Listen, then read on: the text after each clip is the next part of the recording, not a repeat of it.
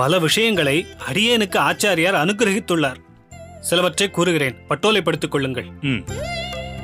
ஆச்சாரியார் சொல்வார், ஏழைக்கு புதையல் கிடைத்தது போல் நமக்கெல்லாம் துவயம் என்ற ரகசியம் என்பார்.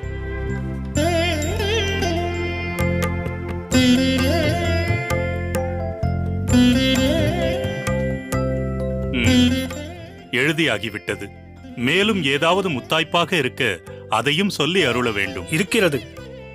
ஒருமுறை அடியேன் ஆச்சாரியரை வினவினேன், எம்பெருமானை அடைவதற்கு எதை உபாயமாக, வழியாக, கருவியாக கைக்கொள்ள வேண்டும் என்று.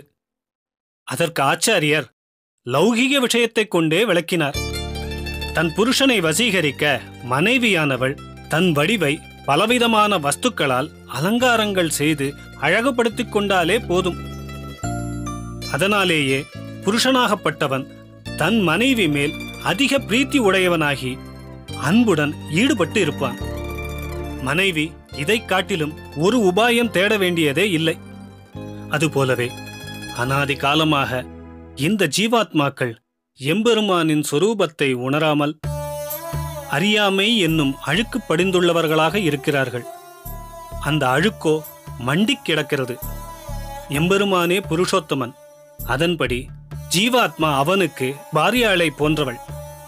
எனவே புருஷோத்தமன் நம்மேல் ஈடுபாடு கொள்ளும்படி நம் அறியாமை அழுக்கை அறுக்க அறுக்க எம்பெருமானின் திருவுள்ளம் இவனிடம், அதாவது ஜீவாத்மாவிடம் மிகவும் ஈடுபட்டிருக்கும். எனவே ஜீவாத்மா தன் அறியாமை அழுக்கை நீக்குவதைத் தவிர வேறு உபாயம், வழி, அனுஷ்டானம் ஒன்றும் செய்ய வேண்டியதில்லை என்று நம் ஆச்சாரியர் அருளினார். ஆஹா, எப்பேற்பட்ட விளக்கம்! பகவானின் சில லீலைகளை கேட்கும்போது பக்தி பரவசம் ஏற்படும். சில லீலைகள் வியப்பை ஏற்படுத்தும். சில லீலைகள் பயத்தையும் ஏற்படுத்தும். பல லீலைகள் ஆனந்தத்தையும் குதூகலத்தையும் அளித்து நம்மை சிரிக்கச் செய்துவிடும். கண்ணனின் சிறுவயது லீலைகளைப் போன்று. அதில் ஒன்று இன்றைக்கு நினைத்தாலும் சிரிப்பு வரும். ஒரு முறை ஏதோ ஒரு ஆய்ச்சியர் வீட்டில் வழக்கம் போல் வெண்ணெயை திருடி உண்டிருக்கிறான் விஷமக்கார கண்ணன். அவள் ஒரு நாள் கையும் களவுமாக கண்ணனை பிடித்தவள் நேரே யசோதையிடம் அழைத்து வந்து, இவன் செய்த காரியம் பார்த்தாயா? பானைகள் முழுவதிலும் இருந்த அத்தனை வெண்ணெயையும் இவன் ஒருவனே விழுங்கி இருக்கிறான். அத்தோடு நின்றானா? ஏதோ உண்டோம் என்று போகாமல் வெண்ணெய் பானைகளையும் தூக்கி போட்டு உடைத்து விடுகிறான். பிறகு பெரிதாக குதூகலித்து சிரிக்கிறான். நீ கொஞ்சம் இவனை கண்டித்து வை என்று சொல்லிவிட்டு கோபமாக சென்று விட்டாள். யசோதையும், ஏனடா கண்ணா, வெண்ணையோ நம் அகத்தில் நிறைய இருக்க நீ இப்படி பல இடத்திலும் திருடி தின்னலாமோ? சரி, போகட்டும். ஏனடா பானைகளையும் உடைக்கிறாய் என்று கேட்க குறும்புக்கார கண்ணன் என்ன சொன்னான் தெரியுமா? அம்மா, வெண்ணெய் மிகவும் ருசியானது. அதுவும் மற்றொருவர் கிரகத்திலிருந்து எடுத்து தின்பது மிகவும் ஆனந்தமானது.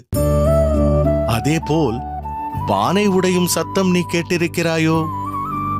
ஆஹா, அந்த ஒலி மிக மிக ஆனந்தமானது. அதனால்தான் உடைத்தேன் என்றான். யசோதைக்கு ஒரு நிமிடம் ஒன்றுமே புரியவில்லை. அதில் எப்படியடா ஆனந்தம் கிடைக்கும் என்று கேட்க, அப்போது அருகில் இருந்த ஒரு பெரிய பானையை சட்டென்று எடுத்து போட்டு உடைத்து, பார்த்தாயா, எப்படி சத்தம் வந்தது பார்த்தாயா? ஆனந்தமாக இல்லை என்று கேட்டபடியே ஒரே ஓட்டமாக ஓடியே போய்விட்டான். யசோதை விக்கித்து போய் நிற்கிறாள். இதை எண்ணி ஆழ்வார்களைப் போல் நாமும் குதூகலித்து சிரிக்கிறோம் இல்லையா?